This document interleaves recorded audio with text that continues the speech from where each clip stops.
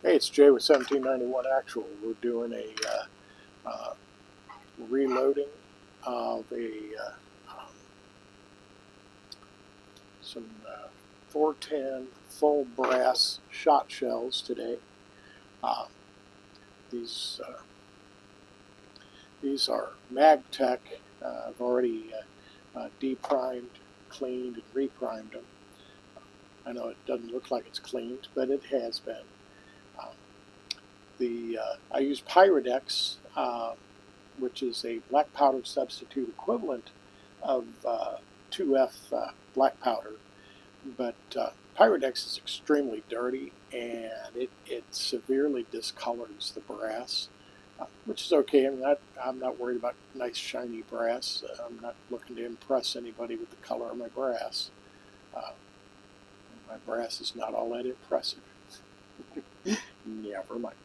Anyway, so what we're doing today is we're going to be reloading these. I've already got 6 of them done over here. They're done with 95 grains of grain by weight. I don't know if you can actually see that or not. Let's get you over here on the side. That's steel BB shot, and I do both steel BB shot and I do Craftsman Copperhead, which is a copper-coated steel BB. They're the same size, same dimension, slightly different weight, but not significantly.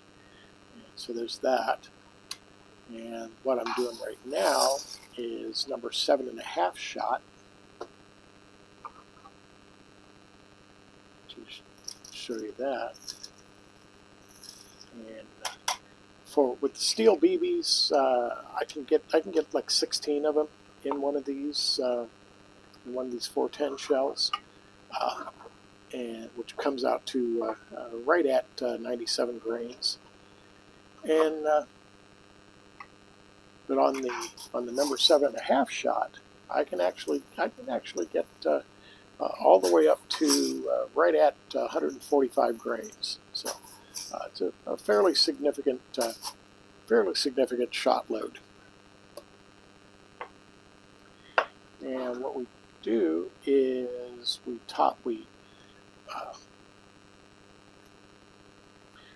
put our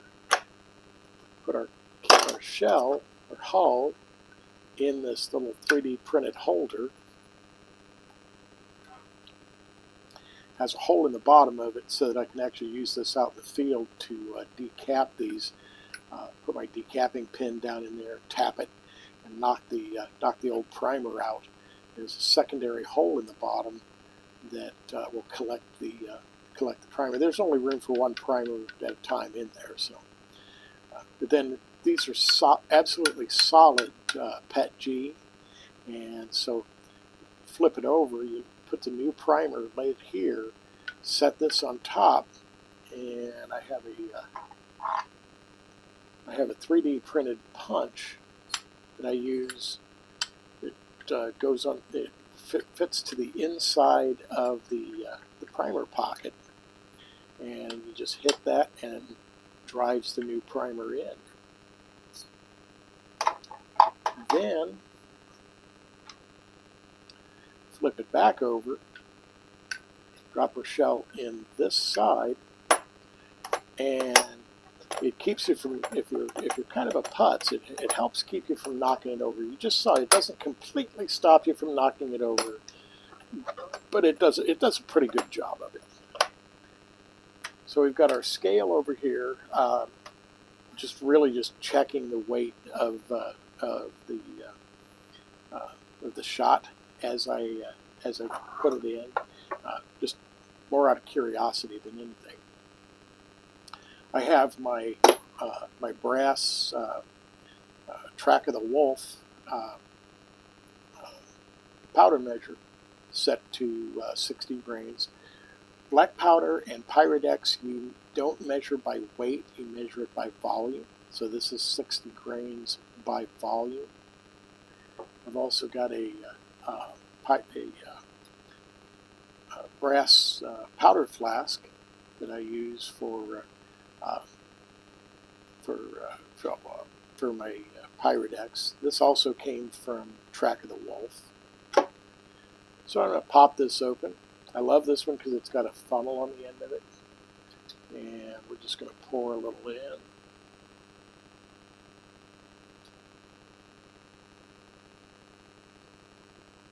Kind of watching it as it goes so that I don't dump it all over the place. Keep squeezing, squeezing, squeezing a little bit. There we go.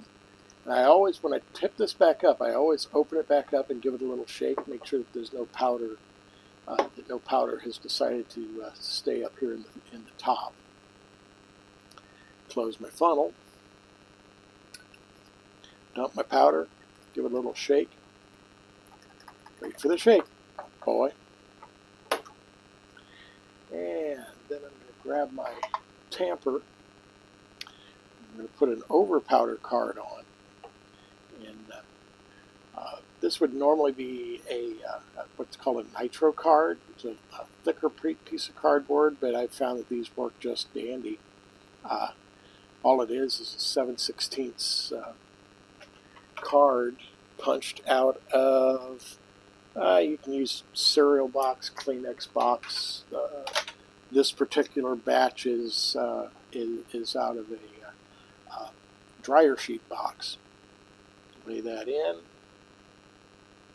Make sure it's kind of flattish. Pop that down 2 or 3 times. Get it nice and compacted. Modern smokeless powders, if you compact it, you generate too much pressure. So normally you're not going to compact modern smokeless powder, but Pyrodex and black powder, you want it partially compacted. So next thing we're going to do is a cushion wad. This goes behind the shot, kind of cushions the shot a little bit, helps drive it down the barrel a little bit more evenly.